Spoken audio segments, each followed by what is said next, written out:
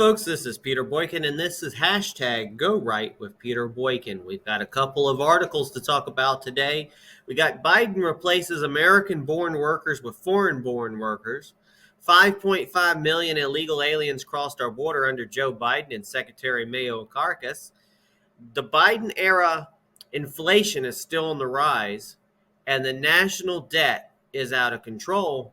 And Joe Biden is sleepwalking us into World War III with Russia and China.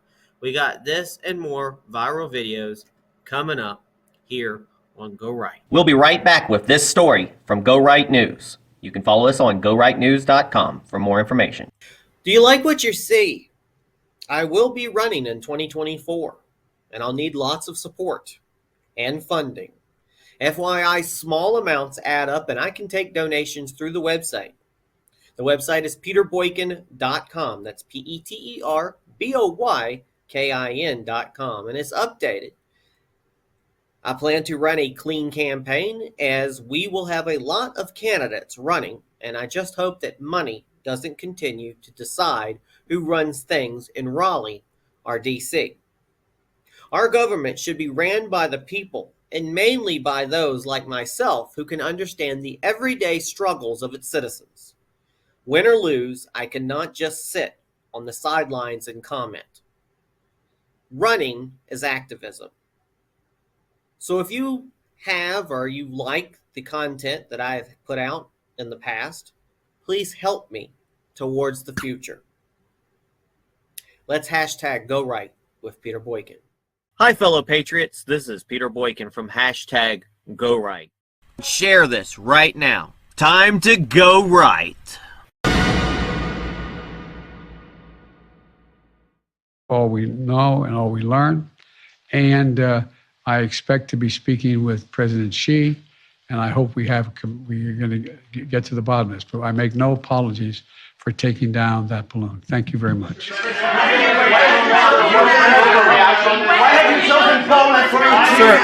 Sir, the question was it? There's been criticism. There's been criticism that this wasn't. There's been criticism that this. Trying to compromise by your family's business relations. Sir, Mr. President, there has been criticism. Did you overreact? Mr. President, there has been criticism that this was an overreaction that was done because of political pressure. You come to my office and ask the question when you have more polite people. Mr. President, why have you chosen Poland for your trip to mark anniversary of the war? And what's your message? What? When are you speaking to President Xi, Mr. President?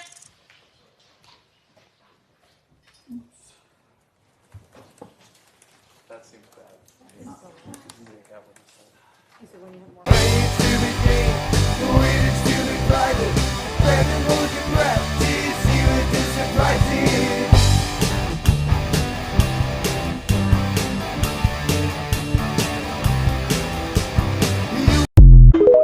Biden replaces American-born workers with foreign-born workers. Since 2019, U.S.-born labor participation is down by 1.9 million workers. In that same period, 2 million foreign workers have been brought in to replace them. The Center of Immigration Studies, CIS, released a new analysis that examines labor participation trends over the past 2 decades. And found that while the unemployment rate is at a 54-year low of 3.4%, we can still have fewer Americans working today than before the COVID-19 pandemic.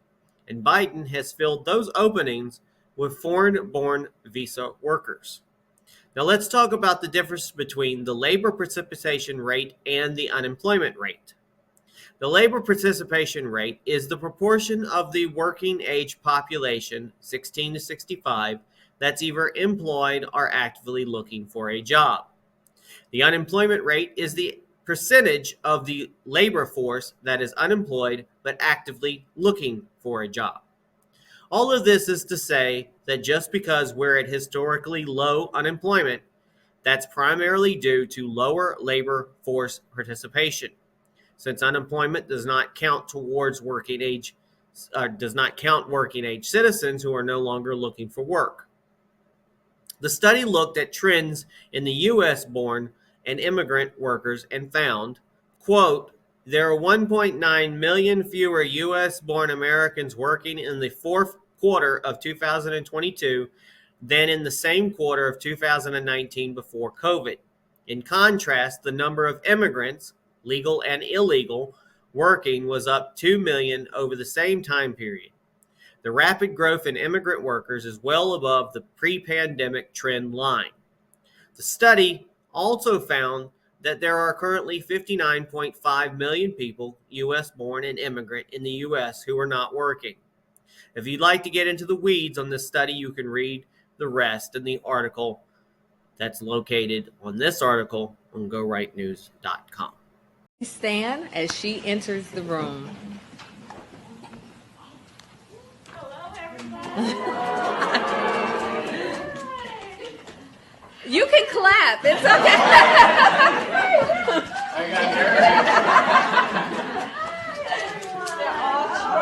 happy to see you. Have a seat. We're going to have a conversation, Mayor. It's good to be with you. We gotta protect the moves of the night. Set up perimeters here, right now. Move our defenses there. Get down. Extraterrestrials all around. They're hovering over our town. Watch out. Oh, falling from the stars. A distant galaxy. Oh. 5.5 million illegal aliens crossed our border under Joe Biden and Secretary Mayorkas. There is so much chaos in Joe Biden's America that it would be easy to forget that we have a legitimate crisis taking place on our southern border, and that this regime has not only ignored, but exacerbated for the last 2 years. The House Judiciary Committee held an in-person hearing in Yuma, Arizona, to examine how out-of-control illegal immigration is crushing the local communities along the southern border. Every Democrat boycotted the trip. How illegal immigration hurts. Yuma is a small community of roughly 100,000 people. In the first 2 years of Joe Biden's residency, its taxpayers shelled out nearly $1 million to handle crimes committed by illegals, including sexual exploitation of minors, murder, narcotics offenses, assaults, kidnappings, burglary, and theft. The point of the hearing, which included GOP reps Jim Jordan, Matt Gaetz, Andy Biggs, and others, was to hear from the community and amplify their voices to the nation. Here is some of what they said. Jonathan Lyons, a Yuma County supervisor, said, quote, "This is not just a Yuma, Arizona problem, but an illegal entry, human trafficking, narcotics, and especially fentanyl and methamphetamine has now compounded across the states to impact every community across our nation." Sheriff Leon Wilmot shared that illegal encounters have gone from, quote, an average of 40 a day to over 1,000 per day along the river corridor in Yuma, Arizona. Dr. Robert Trinchnell, president and CEO of Yuma Regional Medical Center, said, quote, "Children are also the pawns of this cartel's money-making schemes. Roughly 400 to 800 juveniles cross our border every day to go to school in Yuma County. The cartels use them to body conceal and carry narcotics across and tell them that the federal government will not charge a juvenile for smuggling, so you don't have to worry about being arrested." Trinchnell also described how his medical center was on the verge of financial collapse after having spent $20 million over 6 months to provide health care for illegal immigrants crossing through the community.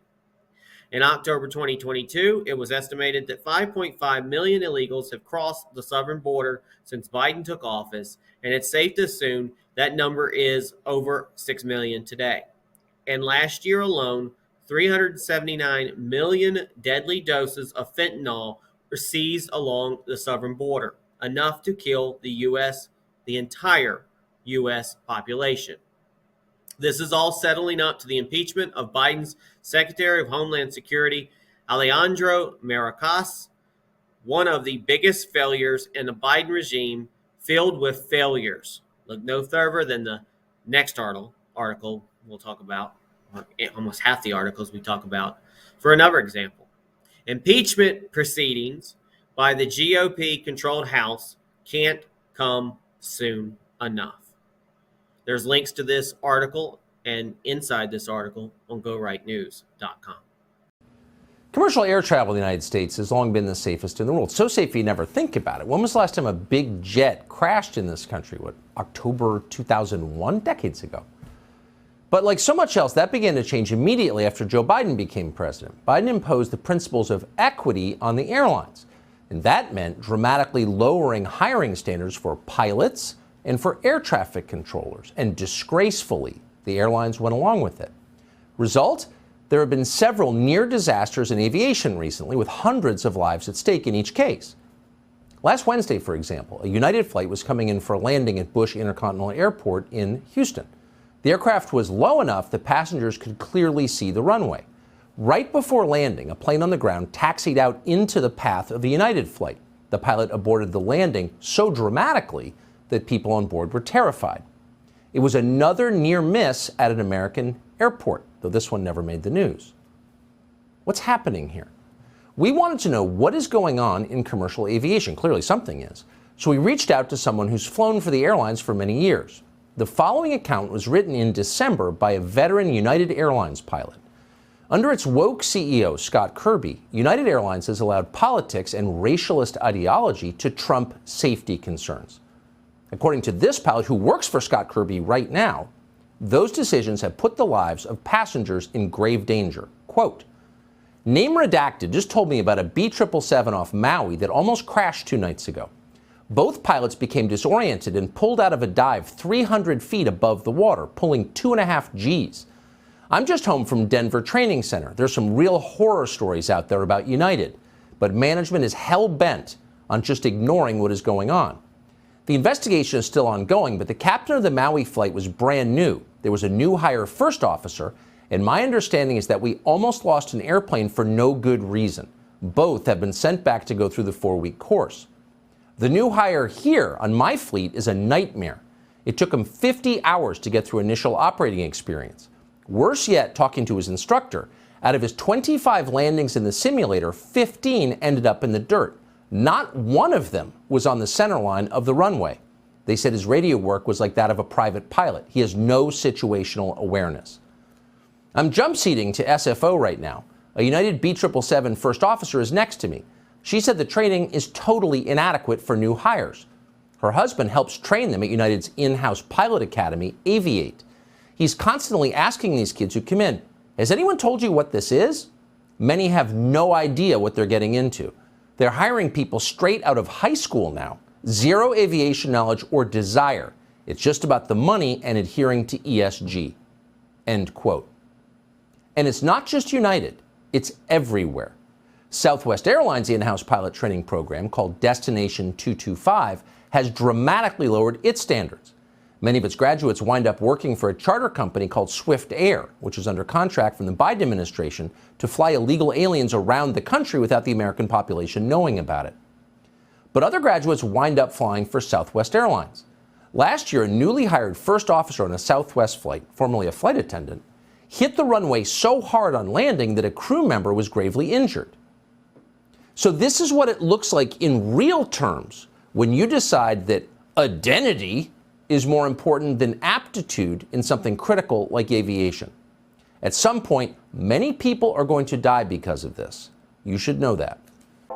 We got a #1 victory right now. The airport night, we're about to get down. 10 kills on board right now. Just wiped out the middle town.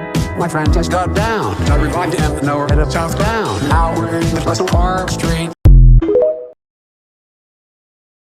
Biden-era inflation still on the rise. The Labor Department released its monthly inflation report, and while the rate crept down a tick, it's still historically high and not slowing down nearly as fast as it needs to. The big number is 6.4%. That's the rate the Consumer Price Index, which measures inflation, rose in January compared to 1 year ago. It's 0.2% higher than the 6.2% economists were predicting. It's down only 0.1% from the previous month. Not 1%, 0.1%. This is the 19th straight month with inflation over 5%. And if that feels like inflation is hitting you harder than 6.4%, you're right. The things that regular Americans like us to spend our money on are much higher. Electricity is plus 11.9%. Home gas is plus 26.7%. Rent is plus 8.6%. Car maintenance repair is plus 14.6%. Food at home, groceries is plus 11.3%. Taking a deeper dive into groceries, these are the few of the items that spiked in January of 2023. Eggs were up eggs were up plus 70.1%. Chicken was up plus 10.5%. Milk was up 11%. Fresh vegetables up 7.4%. And butter up 26.3%. Now, how are Americans paying for these price increases? Eating into savings and credit cards, but for many, they don't have these. The savings rate plummeted to 2.3% in 2022. For perspective, the all-time record low is 2.1%. Credit card debt hit $930 million this month, an all-time high. Now here's the quagmire. The Federal Reserve strategy to bring down inflation has been to raise interest rates. At the start of 2022, they were below 1%. Today, they're almost 5%. That means the cost of leasing a car, getting a home mortgage, and using a credit card have all gone up. The Fed thinks if the cost of goods is more expensive, the demand for those goods will go down. And if the demand for those goods goes down, inflation should go down. But clearly, that's not working.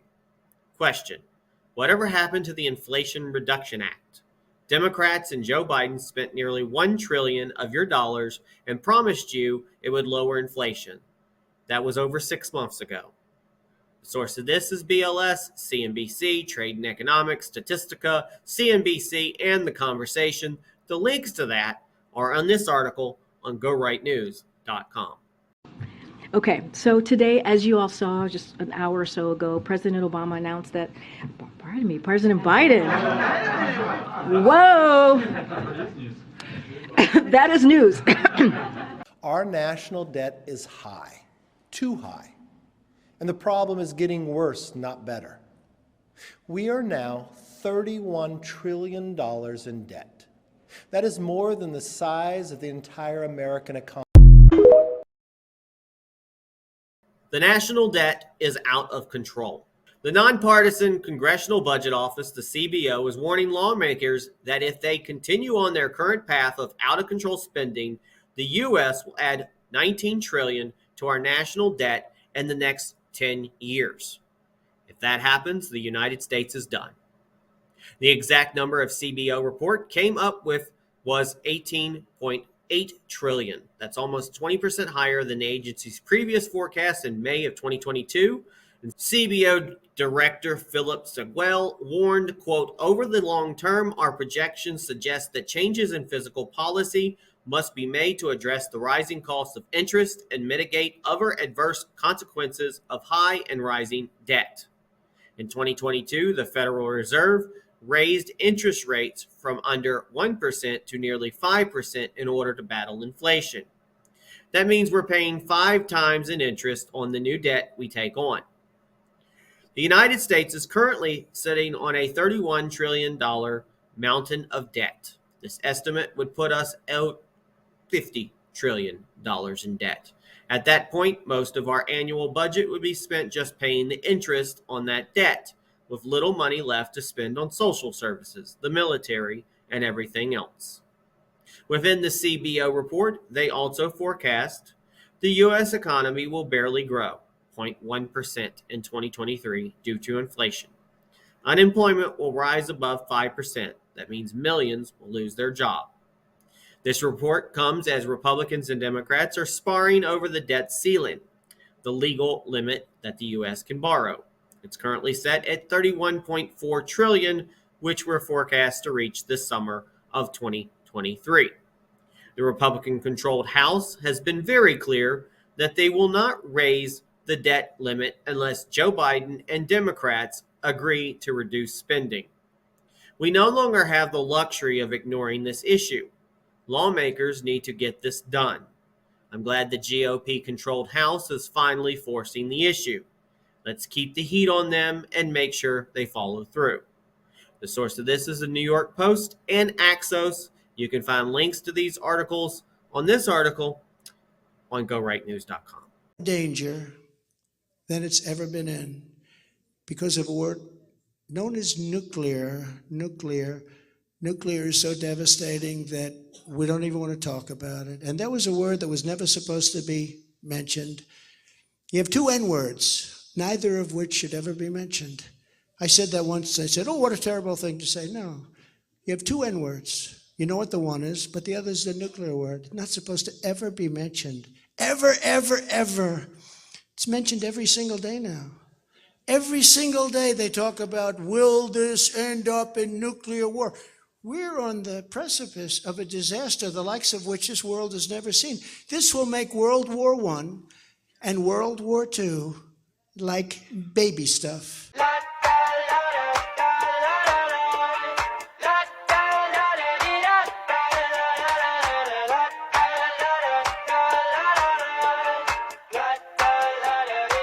I got my head out the sunroof.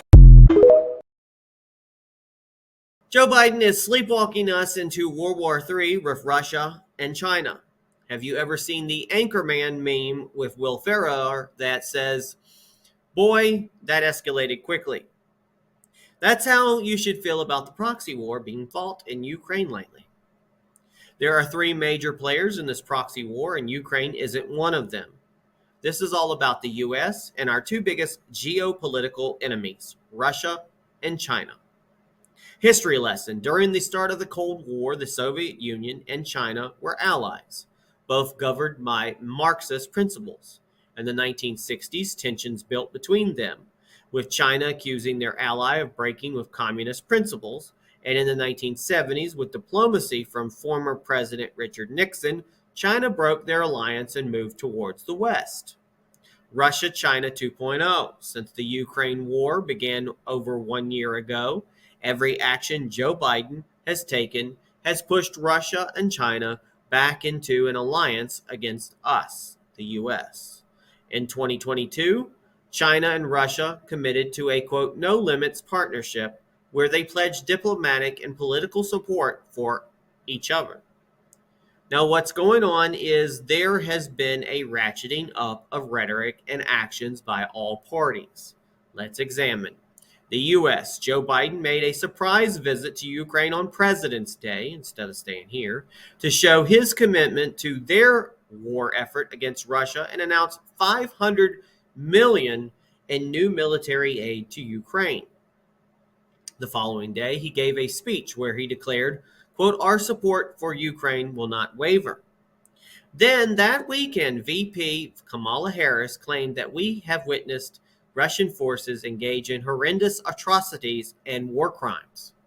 Russian President Vladimir Putin delivered a speech the following day where he ratcheted up the nuclear war rhetoric.